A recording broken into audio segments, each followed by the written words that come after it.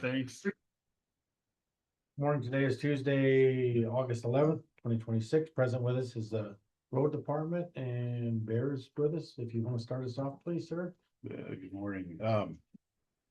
So I sent all the reports over this morning, but real quick, I'll go through just some of the issues that have popped up over the last week. Most of you, I would hope, saw the email from Mike Ottman about his concern with the trees in Forest Park. Lynette had brought that to our attention a few months ago. I did email him yesterday requesting the information from him. He still was pretty adamant about wanting to just set up a meeting. So I think he's just wanted to sit down with everybody and talk about it, but I think it's going to turn into more than a 30-minute conversation. So I didn't know if we needed to do a lot more time to be able to get him in here, how we want to go through it. But Let's say if he wants to come talk to us at a road meeting, just let us know so we can push it in an hour. And Yeah, we can set it up for an hour. I'll do that. I don't know what he wants to talk to us for half an hour about trees, but Well, I just think it's going to be, not that it's a 30-minute topic, but just with everything, I think it would run over in time. So yeah, half an hour, you can barely get through your report. So yeah. I'll call him or email him back today, get something squared away. We'll have to get with Helen. You might ask her what day of the month is best. That's not tripping on something else. Definitely. Had a call the other day about some signs being knocked down on Mikowski Lane there in Whitehall. I went out and inspected them. There was only one sign down, but the guys are down there mowing this week, so we'll get that sign put back up. It wasn't a critical sign, but Was it deliberately hit then? I don't know that it was. The original call sounded like there was multiple signs, but I think it was just that there was multiple signs on the one post. I went, you can see tire tracks, but it was hard to tell if somebody deliberately or just went off the road, and it happens. At least the sign was still there. There are some other signs on that road that are kind of outdated or obsolete, so we're gonna, when we go fix that one, we're gonna change out a couple of signs, get those updated. But no, I had a call from Mr. Cal Mullen. I've talked to him a couple of times, but it's him or his brother has some property up on out to Ore Mine Road on the south end there. We're putting in a road. They had all their BLM permissions and everything, and his one request was that maybe before it snows, if we could get up and just fix, it's about 100 yards of that section of road that's pretty washed out because we never touch it. It's not maintained. It's pretty bad, but he wants to be able to get a plow truck in and out of there in the winter time and be able to drag trailers in and out. And I told him that shouldn't be a problem for us. The other request he had, and just to give you a heads up on it, is the gentleman that lives right prior to him has put up private road signs and no trespassing signs, trying to keep people off the road because he doesn't want them driving past his house.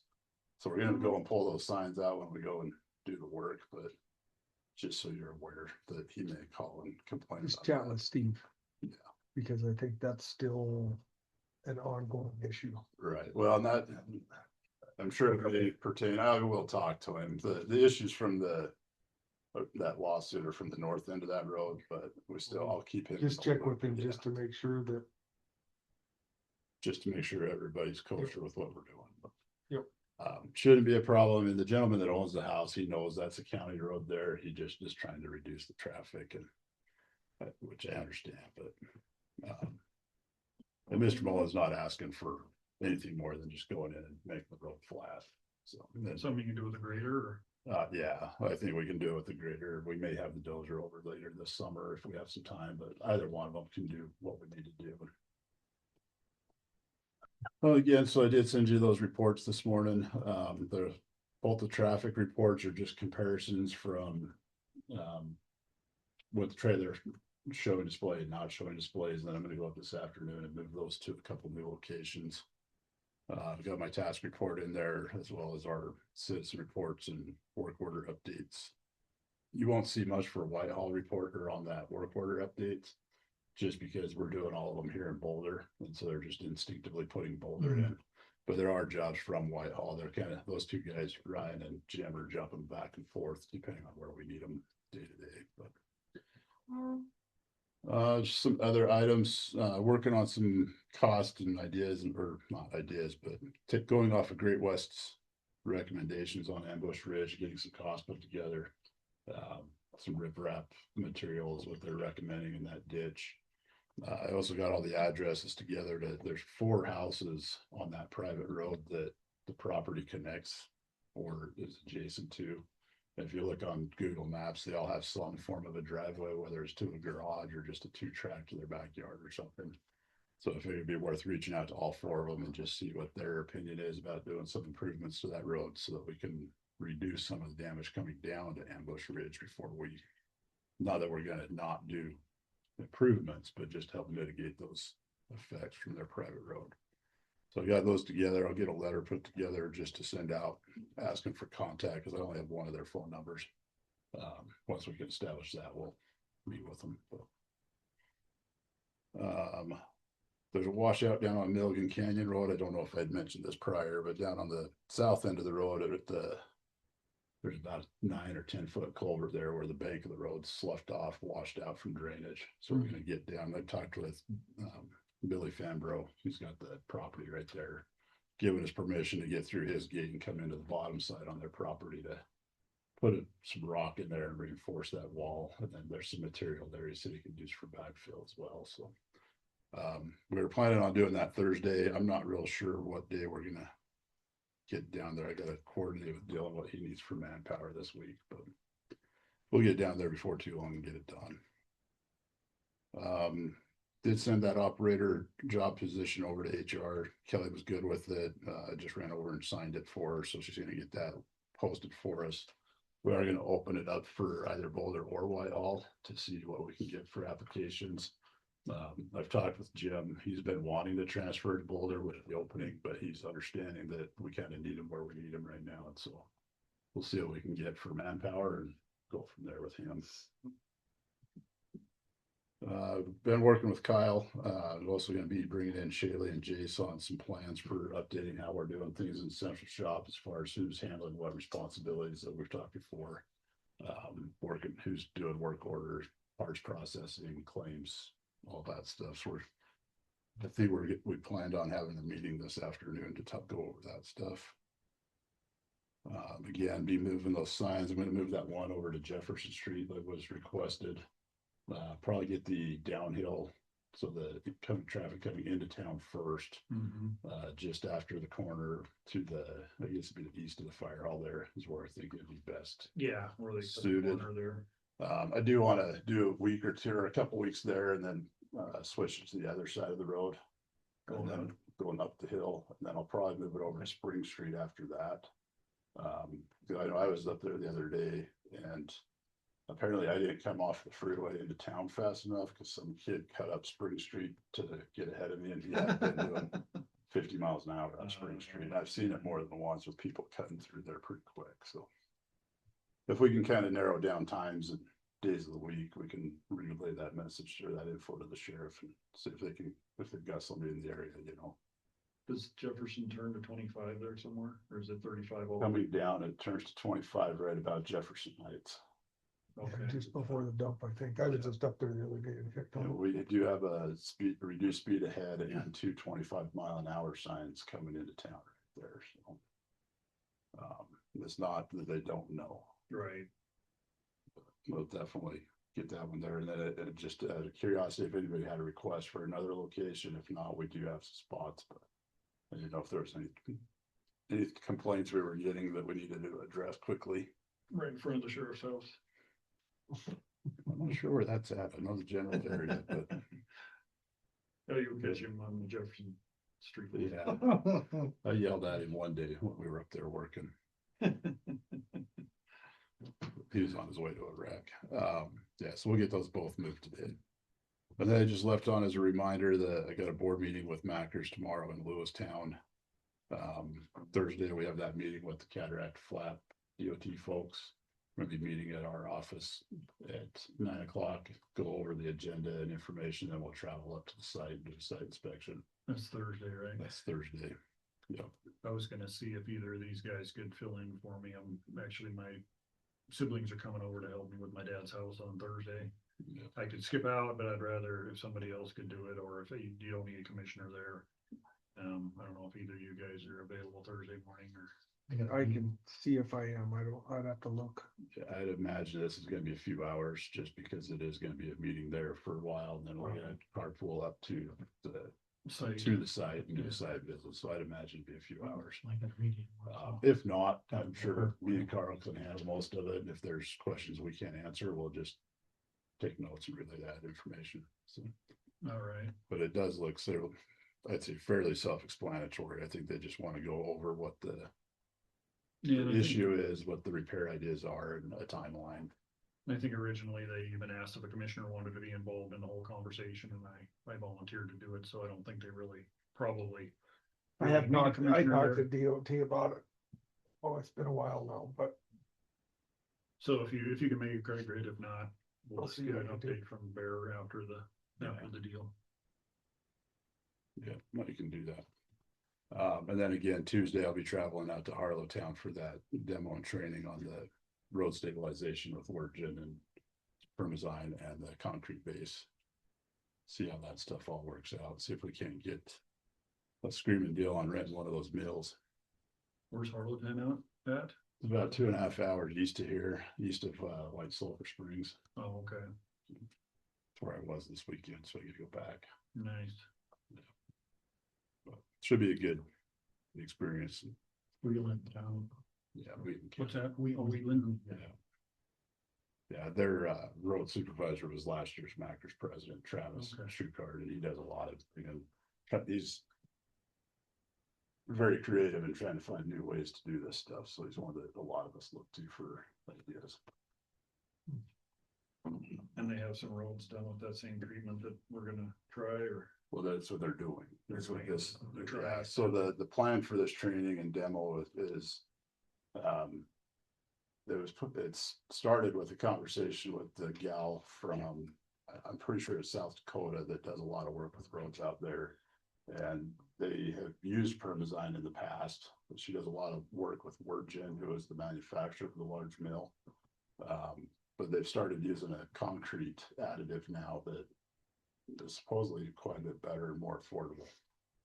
he was the one that was at the She was conference, that he gave the years. big, yeah. So we're gonna have her back because her presentation was cut short due to the gentleman that was speaking before her.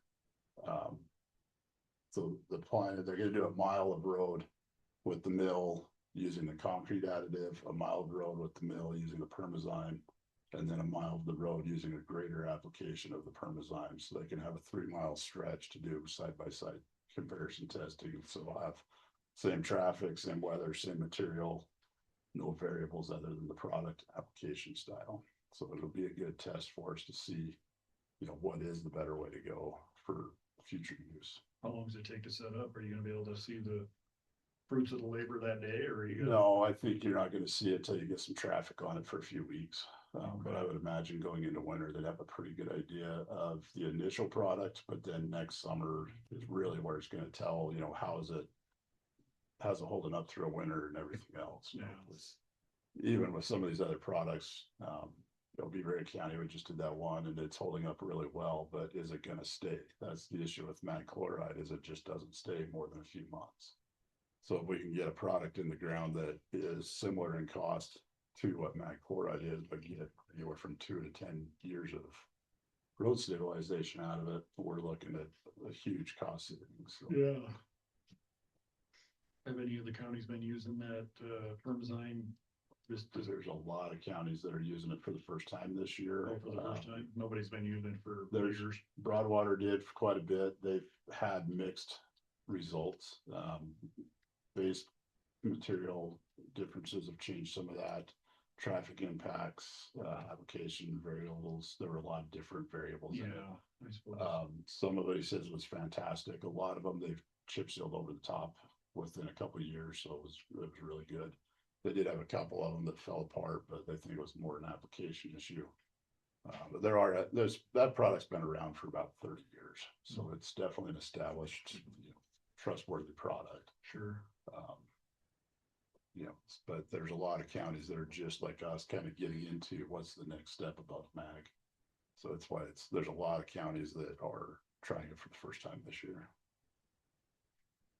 They also tried dust pods last year with similar results, so. Is the concrete version, is that a Permasign product too, or is that a whole? No, separate it's a product? whole nother product. Okay. And I really don't want to speak too much on it because I don't have a lot of information about it, but from my basic understanding is we could go locally to source the concrete. And then we would rent the machine and there's a certain way to mix it to get it into that the word gen is the big key to a lot of this, the mill. So that concrete powder, I guess they can inject it as we're milling the road and get it mixed in real well. You add water to it and it sets everything up. That's just the basics from what I've been told on it. That's where I really want to see what they're doing and how they're doing it. See how it turns out, because if that's the case where we can source it locally and just get a machine here, I think it'd be a really good way going forward. Nice to have a cement plant in the county. Would be. But even getting one in Helen is not too big a problem. Yeah. Well, There's still one in Whitehall then? Yeah, By Piedmont.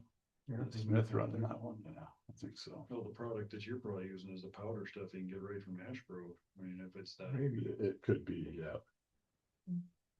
From what I've seen in the presentation, it looks like it works, but then you figure in what the base was, what they used, how much they used, how they used it. I think that all changes how it works. Yeah, with the Permazyme. So, Yeah, we're waiting on results from samples so that they can tell us how much of the product to use. That's one nice thing with them is they do test the soil, so we know that you need to use this much or this, or don't use this much, or is it even going to work with the material on the ground before we just try it out and waste the money. So, Yeah, well, that's good.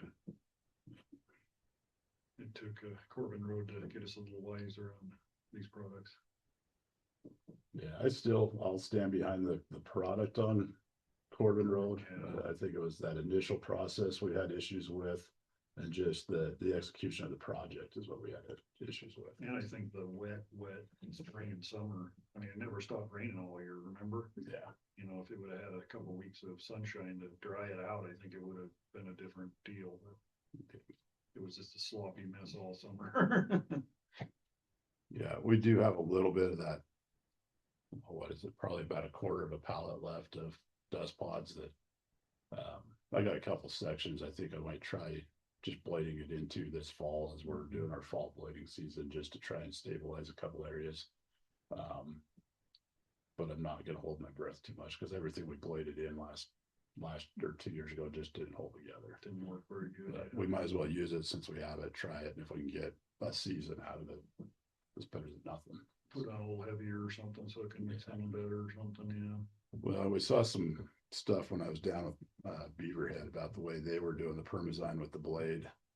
Some steps that we were not doing with the dust pods, granted 2 different products, but I think that adding those steps into our process would help with the dust pods as well, because it just would increase how well you're getting it mixed together. So we'll see what happens with it. You know, one nice thing about doing it this way is we're doing it on a gravel road that if it holds, we're great. If not, nobody's going to know any better. So, Sure. Good. about all I got for today, though. Did we ever come up with, looking at our trees up there, did we ever come up with some kind of a notification for the folks if we're wanting to do clean out our right of way on trees that we can write the person a note and stick it in their door or something? Do we ever get that? Yeah. Yeah, we do have a form document that we can handwrite in or type in information for that. Dylan has it on his computer as well. We can just handwrite it out and stick in there. But it's pretty generic. It's pretty basic. I just write in what it is, who it is, and when it How to is. get a hold of us or whatever. Yeah, Okay. that's pretty much all it is an initial contact letter that we can just stick on a door. What are you using for, I guess, specifications on trees that we would cut or we need professionally cut? What's your, I mean, you guys, sometimes you have good sawyers, Yeah. sometimes you don't have good sawyers. It just depends on your crew, I guess, what they're comfortable cutting down. what they're And not. that's really what we go off of. We look at the surrounding area. Do we have other hazards in the area? Are there houses, cars, trees, or other trees, power lines of that nature? if it's a high risk area where if it goes the wrong direction, we have a problem, we're gonna reach out to a professional just because we don't want to have that liability fall back on us. Right.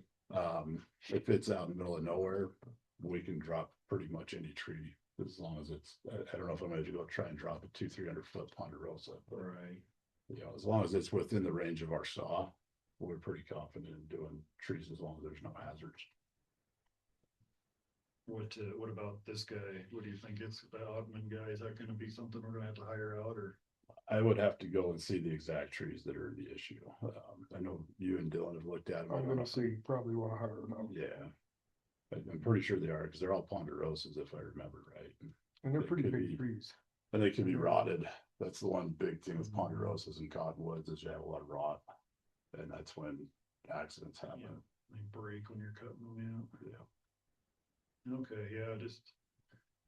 As a safety standpoint, don't you or anybody else do more than what you're comfortable Oh, with. no, We no. got funding to, even the DNRC is great, you know, if we got Yep. a set of trees, they want some training, they'll come out and saw them up for us, Yep. so. We used them quite a bit last winter it was, or 2 winters ago for that stuff on lump gold. Yeah, I think they appreciate it, anytime Yeah. they can get saw time, I think they appreciate it, And the bigger trees they like more, because it's more of a challenge for them, sure. so. Yeah, well, that's great, having that partnership with them. Yeah, and we do have money set aside in the budget for, you know, professional services for one, but there's still some tree removal funding in there as well. Yeah. So, Yep. yeah, we definitely, we're all confident in what we can do with the trees. But we're also very cognitive of what we can't. Good. So the last Good, thing any good. of us want to do is drop a tree on us. Yeah. You got the state's fund spiel, so. Yep. Yep. Yeah, and we definitely try to utilize equipment when we can. If it's even questionable that we can put a machine up there to help, you know, direct where the tree's falling, or if we can use a tree to remove it. We're definitely, especially Dylan and those guys, well, all of our guys, we've gotten really good about not just jumping into a job and taking a minute to think about how it's gonna go, so we can look at the safety aspects of it. Good. Yeah, the tree cutting's always nervous, Yeah, always nerve wracking when you're doing a tree, even an easy tree, when you're following it, it's nerve wracking. oh, yeah, yeah. Definitely. Good. Trying to think if I had anything else better.